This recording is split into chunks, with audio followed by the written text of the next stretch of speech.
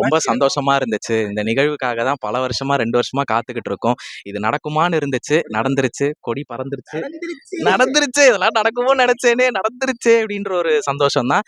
ரொம்ப, ரொம்ப வெயிட் பண்ணி இந்த மாரி ஒரு நிகழ்வ பார்க்கணுன்ட்டு நான் எதிர்பார்க்கவே இல்ல நானு.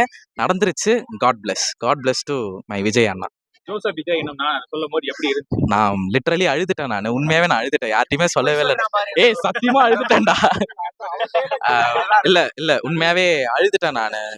ஒரு மாரி ரொம்ப எமோஷனலான மொமெண்ட் அது. அவர் அந்த மாரி அவ்ளோ ஃபியர்ஸா பேசுவார்ன்னு நான் எதிர்பார்க்கவே இல்ல. நார்மலா எப்பவுமே யூசுவலா அ அவங்க நார்மலா பேசுற மாரி தான் இருக்கும்னு நெனச்சேன். பட் இது ரொம்பவே வந்து எக்ஸ்ட்ரீமா இருந்துச்சு. அவர் காஸ்டியூம், அவர் பேச்சு, அவரோட ஃப்ரெண்ட்ஷிப் அந்த ராகுல் காந்தியோட எல்லாமே வந்து லிட்டரலி சூப்பர்பா இருந்துச்சு.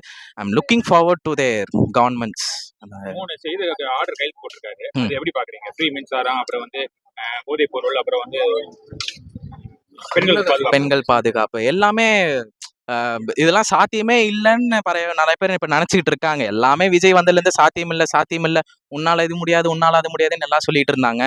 எல்லாமே அவகாசம் தேவைன்னு அவர் சொல்லிட்டாரு. பொறுமையா இருந்தா எல்லாம் நல்லபடியே நடக்கும். நல்லதே நடக்கும். வெற்றி நிச்சயம். ஃபைனலா ஒரு ஸ்பீச் எப்படி இருந்துச்சு? நான் எதிர்பார்க்கவே இல்ல. அதிர விட்டாரு தலைவன். அப்படியே ரொம்ப வந்து மகிழ்ச்சியிலேயே நான் என் வாழ்க்கையிலேயே இவ்வளவு நாள் மகிழ்ச்சியா இருந்ததே இல்ல நானு. நான் ரொம்ப ஹாப்பியா இருக்கேன் இந்த மொமெண்ட்டுக்காக. அவருடைய மினிஸ்டர்ல பாத்தீங்கன்னா ரொம்ப யங் ஜெனரேஷன் தான் நிறைய பேர் இருக்காங்க. அது எப்படி நீங்க பாக்குறீங்க? யங் ஜெனரேஷனை விட செங்கோட்டையன் சாருக்கு வந்து அவ்வளோ கிளாப்ஸ் இங்க வந்து எனக்கு அதுதான் ரொம்ப பெருமையா இருந்துச்சு. அவர் வந்த உடனே அலற விட்டானுங்க எல்லாம். ஸோ அது ரொம்ப பெருமையா இருக்கு. யங் ஜெனரேஷன் இனிமே இந்த நாடை வந்து நாங்க தான் காப்பாற்ற போறோம்னு நினைக்கும் போது எங்களுக்கு ரொம்ப பெருமையா இருக்கு. நீங்க நாட்டை எங்க கையில கொடுங்க, நாங்க பாத்துப்போம். உங்க வீட்டுல பெருகிறீங்களா? நான் பெருப்பேன் bro. அதே மாதிரி அவர் சொல்லியிருக்காரு, யாருமே நான் வந்து தப்பு பண்ண விட மாட்டேன், கணக்கு எதுவும் பண்ண விட மாட்டேன் சொல்லியிருக்காரு. நல்ல விஷயம் தான். அவர் டைம் கேட்டிருக்காருல்ல, பொறுமையா 5 இயர்ஸ் இருக்கு. கண்டிப்பா அவர் மூவ் ஆன் பண்ணுவார். இதுல இருந்து என்னென்ன பண்ணணுமோ, என்னென்ன ஸ்டெப்ஸ் எடுக்கணுமோ எல்லாமே அவர் எடுப்பாரு. அண்ட் முக்கியமான ஒரே ஒரு விஷயம், அவர் மேல நிறைய இந்த ட்ரோல்ஸ், இந்த அவமானம் படுத்துறது, இந்த நிறைய இந்த அல்லு சில்லு வேலையெல்லாம் பார்த்துட்டு இருக்காங்க.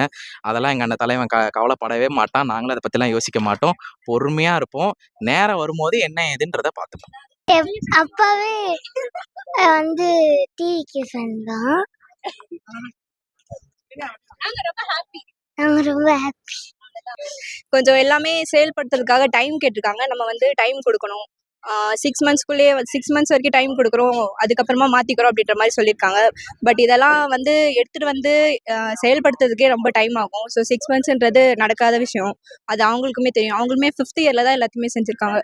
ஸோ எல்லாத்தையும் செய்கிறதுக்கு கொஞ்சம் டைம் வேணும், நிதானம் வேணும், பொறுமை வேணும். ஸோ ஆப்போசிட் கட்சியிலேருந்து அவங்கள ரொம்ப ஃபோர்ஸ் பண்ணி ஸ்ட்ரெஸ் தராமல் கூலாக இதை ஹேண்டில் பண்ண விடலாம். அவங்க ஒரு சான்ஸ் கொடுக்கலாம் அவங்களுக்கு. ஜோசப் விஜய் சொல்றப்போ அப்படியே ஷிவர் ஆயிடுச்சு. அப்படியே ஃபுல்லா அதை கேட்கறதுக்காக தான் இத்தனை வருஷம் இப்படி காத்துட்டு இருந்தோம், 2 வருஷமா. எனிவேஸ் வி ஒன் அப்படின்னு சொல்லலாம். அவரோட 3 இது சைன் பண்ணிருக்காரு. அதாவது இலவச மின்சாரம், அப்புறம் வந்து பெண்களுக்கு பாதுகாப்பு, அப்புறம் போதை ஒழிப்பு. அதெல்லாம் எப்படி பாக்குறீங்க? அதெல்லாம் வந்து ஒரு நல்ல இதுதான். முடிஞ்ச அளவுக்கு சீக்கிரமா செயல்பட்டாங்க அப்படின்னா பெண்கள் பாதுகாப்பு அவர் கண்டிப்பா கொடுப்பாரு அப்படின்றதுக்கு நம்பி தான் பெண்கள் எல்லாருமே ஓட்டு போட்டிருக்கோம். நடந்தா ரொம்ப ரொம்ப ஹாப்பி. போதை ஒழிப்பும் அவர் சைன் பண்ணிருக்காரு. அது எப்படி பாக்குறீங்க? போதை இப்ப ஸ்கூல்ஸ்ல எல்லாம் நிறையவே கவர்மெண்ட் ஸ்கூல்ஸ்ல பொதுவாகவே ரொம்ப இது போதைன்றது ரொம்ப ஈஸியாக நார்மலாகவே எடுத்துகிட்டு வந்துட்டாங்க. ஸோ அது எல்லாத்தையுமே மாற்றிட்டாங்க. ஸ்கூல்ஸில் ஃபஸ்ட்டு ஒழிச்சிட்டாங்க அப்படின்னாலே அது ரொம்ப பெரிய விஷயம் தான் அது. ஸோ அங்கேருந்து தான் மாற்றம்ன்றது ஆரம்பிக்கும். அதே மாதிரி ஸ்கூல்ஸ் எல்லா கவர்மெண்ட் ஸ்கூல்ஸ்லாம் இருக்குது, அதை நல்லா மெயின்டைன் பண்ணிட்டாங்க. இன்னும் ஒரு 2-3 கவர்மெண்ட் ஸ்கூல்ஸ்குள்ளே எடுத்துகிட்டு வரலாம். ஏன்னா சிலபஸ் 2மே மெட்ரிக் தான் மாற்றிட்டாங்க. இதுக்காக தான் மெட்ரிக் மாற்றினாங்களே. ஸோ குவாலிட்டி ஆஃப் ஸ்டடிங் இருந்துச்சுன்னா இன்னும் பெட்டராக இருக்கும். இன்னும் வேற என்னெல்லாம் இது ஃபஸ்ட்டு இதெல்லாம் செயல்படுத்திட்டாருன்னா அவர் தான் ஆப் கொண்டு வந்திருக்கான்னு சொல்றாரு. நம்மளுக்கு தோன்றதெல்லாம் அதை சொல்லிட்டு ஆப் மூலமா நம்ம இம்ப்ளிமெண்ட் பண்ணிக்கலாம். Final speech super. எல்லாத்துலேயுமே வந்து தெளிவாக பேசிட்டாரு, தெளிவாக சொல்லிட்டாரு. ஸோ ஒரு ஹோப் இருக்கு, இப்போ வரைக்கும் ஹோப் இருக்கு. அந்த ஹோப் அவர் காப்பாற்றுவாரு அப்படின்ட்டு நாங்கள் நம்புறோம். அவர் மினிஸ்டர்ல பாத்தீங்கன்னா ரொம்ப யங் ஜெனரேஷன் தான் நிறைய பேர் இருக்கு. ஆமா. அதை எப்படி பாக்குறீங்க? மற்ற மினிஸ்டர்லாம் பாத்தீங்கன்னா கொஞ்சம் வயசானவங்க, யங் ஜெனரேஷனா தெரிந்ததுக்கு ரீசன் வந்து கரப்ஷன் இல்லாமல் பண்ணணும் அப்படின்றதுக்காக தான் ஃபர்ஸ்ட் மெயின் ரீசன். கரப்ஷன் வராது அப்படின்ட்டு அவர் நம்புறாரு. ஏன்னா பழைய ஆளுங்களெல்லாம் நம்மளால மாற்ற முடியாது, மாற்றுறது ரொம்ப கஷ்டம். ஸோ யங் ஜென்ரேஷன் எடுத்ததுனால இது சாத்தியம் அப்படின்ட்டு நம்பலாம். பார்க்குறது ரொம்ப சந்தோஷம் ப்ரோ. ஏன்னா இப்போ இவர் முதலமைச்சர் ஆகிறதுக்கு பார்த்தீங்கன்னா எவ்வளோ போராட்டங்கள், எவ்வளோ பிரச்சனை, அது எல்லாரும் பார்த்துருப்பீங்க. தமிழ்நாடு மட்டும் இல்லை, ஒத்துமொட்டம் எல்லாம் வேர்ல்டுலேயும் நம்ம இது பண்ணியிருப்பாங்க. ஒரு ஆள் ஒரு பிரச்சனை ஒரு கடைசியில் கொடுத்து முதலமைச்சர் ஆகக்கூடாதுன்னு எவ்வளோ சதி பண்ணியிருக்காங்க. ஆனால் இவ்வளோ இருந்துமே அவர் அதிக ஓட்டில் மெஜாரிட்டியில் கொஞ்சம் வந்திருக்காரு. என்ன ஒரு 108 இதில் இது பண்ணாங்க, ஒரு 11 சீட்டுக்கிட்ட இது ஆயிடுச்சு. ஆனால் சிங்கிளாக அவர் ஜெயிச்சு வந்திருக்காரு. இது எல்லாமே பார்த்தீங்கன்னா மக்களுடைய ஆதரவு தான். புரியுதுங்களா? ஏன்னா தளபதி விஜய் தான் முதலமைச்சர் ஆகணுன்ட்டு மக்களுடைய ஆசை. அது எங்களுடைய ஆசை தான் அது. இப்போ நல்லபடியாக பார்த்தீங்கன்னா கடவுளுடைய புண்ணியத்தில் பார்த்தா எல்லா எம்எல்ஏ சேர்ந்து இப்போ முதலமைச்சராக உட்காந்துருக்காரு, பதவி ஏற்றிருக்காரு. அது இருக்கும் பார்த்தீங்கன்னா ரொம்ப சந்தோஷம். கடவுளுக்கு நன்றி சொல்லணும், தமிழ்நாட்டு மக்களுக்கு ரொம்ப நன்றி சொல்லணும்.